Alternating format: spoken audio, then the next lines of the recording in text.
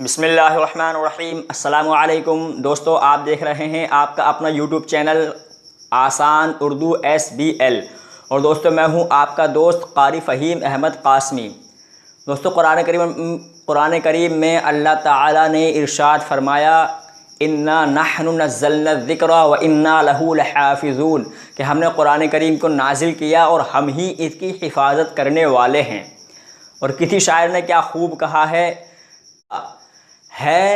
कौल नबी और कौल खुदा फरमान न बदला जाएगा, बदलेगा ज़माना लाख मगर कुरान न बदला जाएगा।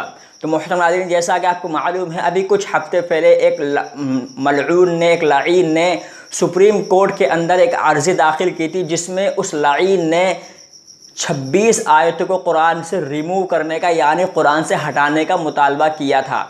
तो कल उसके बारे में सुप्रीम कोर्ट का फ़ैसला आ गया और सुप्रीम कोर्ट ने क्या फ़ैसला दिया और उस मलऊन के ऊपर क्या क्या जो है तहमतें लगाई गई, आज मैं इन्हीं बातों के ऊपर आपके सामने इस वीडियो में ज़िक्र करूंगा। तो आप बने रहिए हमारी वीडियो में आखिर तक और वीडियो को पूरा आप ज़रूर देखें। आपको पता चल जाएगा कुरान की अज़मत क्या है और उस लाइन के ऊपर क्या क्या सुप्रीम कोर्ट ने सज़ाएँ और उस पर क्या क्या जुर्माना आयद किया है। तो बने रहिए हमारी वीडियो में आखिर तक।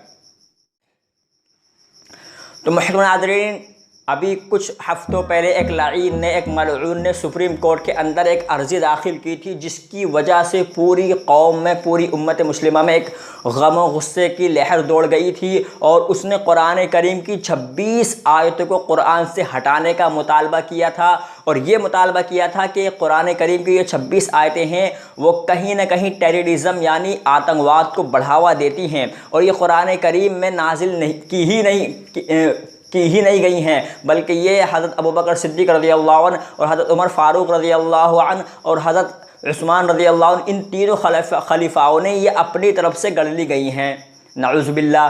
तो उसी के मुतालबे में वो लाइन सुप्रीम कोर्ट गया और उसने अर्ज़ी दाखिल की और कहा कि इन 26 आयतों को कुरान करीम से हटा दिया जाए। तो मोहतरम नाज़रीन, सुप्रीम कोर्ट का कल फ़ैसला आया है और बड़ी खुशी वाला फ़ैसला आया है। जिस तरह उस अर्ज़ी को दाखिल करने के बाद में कौम के अंदर एक गम और गुस्से का माहौल बर्पा हो गया था, उसी तरह कल उसका फ़ैसला आने के बाद में एक खुशी भी महसूस हो रही है। और क्या फ़ैसला आया? सुप्रीम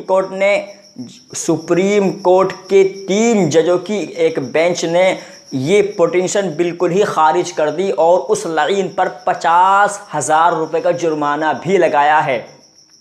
और इसलिए लगाया है कि ऐसी अर्ज़ी दाखिल जो बिल्कुल बेबुनियाद अर्ज़ी है, जो किसी भी धार्मिक स्थान या किसी भी धार्मिक स्थल या किसी धार्मिक किताब के मुताल्लिक़ सुप्रीम कोर्ट के अंदर इस तरह की अर्ज़ी दाखिल करना, पहले तो जो है संविधान के ही ख़िलाफ़ है। दूसरी चीज़, ये नफ़रत फैलाने के लिए उसकी अपनी तरफ से एक की गई कोशिश थी, इसलिए सुप्रीम कोर्ट ने उसको खारिज कर दिया। और कुरान करीम की अज़मत बरकरार है और इंशाअल्लाह बरकरार रहेगी।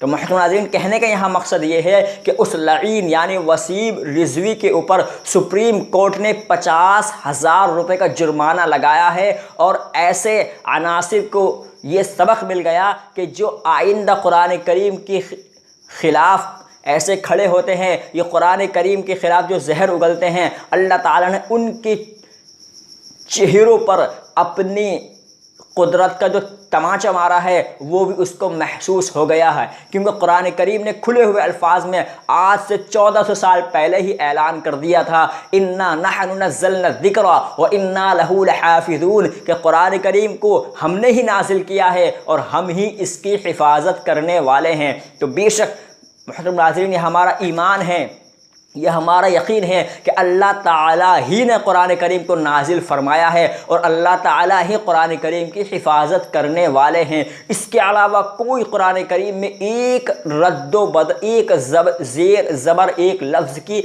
रद्दोबदल नहीं कर सकता था, ना कर सकेगा।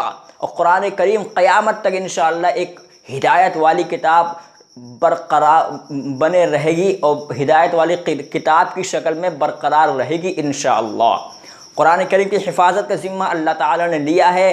कि हमने कुरान यानी इस ज़िक्र को हमने नाजिल किया और हम ही इसकी हिफाजत करने वाले हैं। तो लिहाजा हमें ये सोचना चाहिए कि उस लईन, उस मरदूद ने जो 26 आयतें हटाने का मुतालबा किया था, अल्लाह ताला ने उसके मुँह पे पर भी अपनी कुदरत का तमाचा मारा, और जो जो नफ़रत अंगेज़ वाले अनासिर हैं उनके मुंह पर भी अल्लाह ने अपनी कुदरत का तमाचा मार दिया है। और यही है कि कुरान करीम को अल्लाह ने हिफाजत की है और क़यामत तक अल्लाह हिफाजत करता रहेगा। आज के लिए फ़िलहाल इतना ही। वीडियो अच्छी लगी वीडियो को लाइक कर दें, शेयर करें और हमारे चैनल आसान उर्दू SBL को सब्सक्राइब भी ज़रूर करें। दोस्तों, वसीम रिजवी के ऊपर मैंने एक तफसील के साथ वीडियो बनाई थी, उसका लिंक आपको डिस्क्रिप्शन बॉक्स में मिल जाएगा। कैसे उसने सुप्रीम कोर्ट में अर्ज़ी दाखिल की थी और क्या क्या मुतालबात किए थे, उसका लिंक भी आपको डिस्क्रिप्शन बॉक्स में मिल जाएगा। आप जाकर वहां से हमारी वसीम रिजवी के ऊपर और कुरान की अज़मत के ऊपर जो हमारी वीडियो है उसका लिंक आपको डिस्क्रिप्शन बॉक्स में है, आप जाकर वहां से वो वीडियो देख सकते हैं। मैं मिलता हूँ आपसे फिर किसी वीडियो में, फिर किसी नए टॉपिक के साथ। जब तक के लिए अपना ख्याल रखिए। अल्लाह हाफिज़।